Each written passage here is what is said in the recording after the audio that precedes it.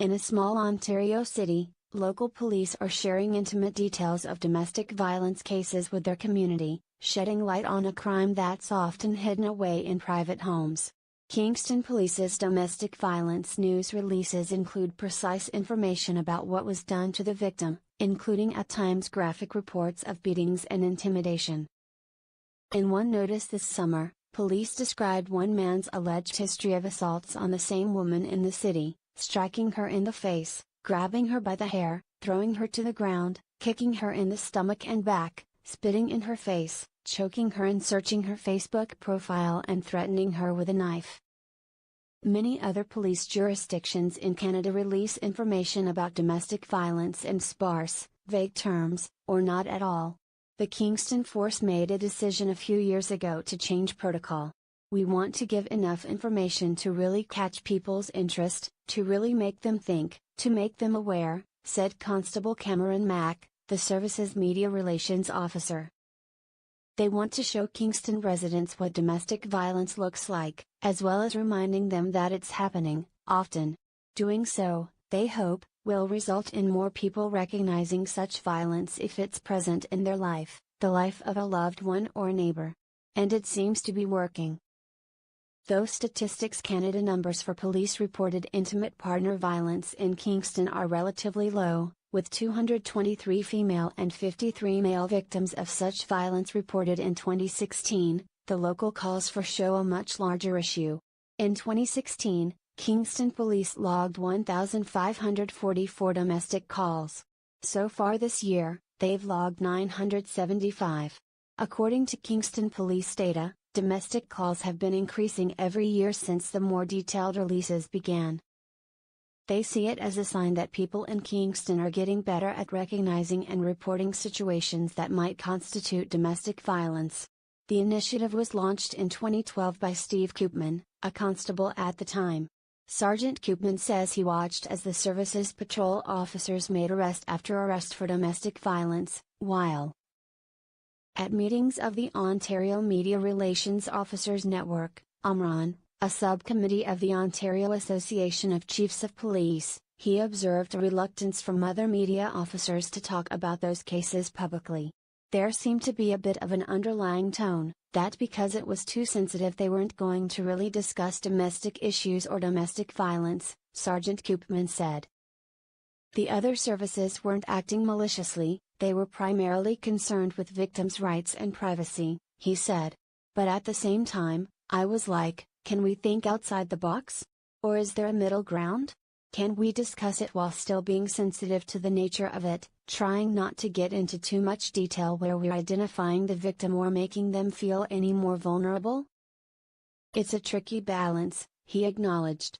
The worst details are what entice people to read about what happened. But including the details isn't always easy on the victims, who can be grappling with a traumatic situation and are less concerned with public education. The first step in the process for a media officer is speaking to the officer or detective in charge of the case, about what details can and should be included. The allegations in each release haven't yet been tested in court. Both Sergeant Koopman and the current media officer, Constable Mack, have seen victims come forward and say they read the story and knew immediately that it was about them. Though a release won't name the victim or the accused, some may still feel that their case is identifiable through the details included. Terry Kennedy, the service's domestic violence coordinator and bail safety officer, said she's seen 3 or 4 victims upset by the release. Victims will say to me, "Oh my God, I'm all over the news, and I have to bring them back and go, well, no. The only reason you're aware is because that's you. You recognize that was you. But my neighbor, even my children, don't know who you are if they hear that media release in the morning," she said. She called domestic cases a private kind of crime, one that occurs within the home, within a relationship, and often outside of view of the general public. Marlene Ham, Executive Director of the Ontario Association of Interval and Transition Houses, OATH, and Mavis Morton, a researcher currently engaged in study of relationship violence against women at the University of Guelph, reviewed Kingston Police's domestic releases at the request of the Globe and Mail. They were encouraged by the inclusion of information about an alleged perpetrator's history of domestic violence against their alleged victim, Ms. Ham said. Owaith and Ms. Morton's previous research into media coverage of femicide noted that domestic histories often went unexplored. And police service releases are often where news outlets get their first pieces of information about incidents of domestic violence, Ms. Ham said. We're hopeful to see that these press releases are providing some of that background context. She would like to see more information released on their methodology, she said. If there is a strategy behind how prominent a victim's gender is made in the release, she would like to see that articulated more transparently by the police. As well, she's interested in more disclosure on what consultation work is done with violence against women service providers or local community organizations. Establishing some kind of review process with these groups, on a long-term basis, would add a lot of value to the work Kingston Police are doing, she said. Though Constable Mack sees the project as a success, more people are calling when they hear an argument in the apartment next door, or screaming in the house across the street. Because they read these incidents we put out, he said. He also acknowledges that the system isn't perfect.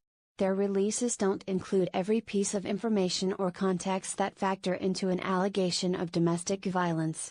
Sometimes, readers will argue on Kingston Police's social media pages about the nitty-gritty details of a specific incident. Constable Mack has started putting a disclaimer at the bottom of his releases to try to make it clear that they're intended as an overview, not an exhaustive rundown of all witness statements, evidence, officers' observations, mental health issues or drug addictions at play. And some information may be withheld for use as evidence in a later trial. Although the numbers of reported incidents are up, the police see it as progress. If you're sitting there and you hear your neighbors yelling and screaming, says Constable Mack, and you say, remember that article a week ago, where he did this and that to her? Maybe that's going on. Maybe we should just call the police to be safe. That, ultimately, is what we're trying to effect.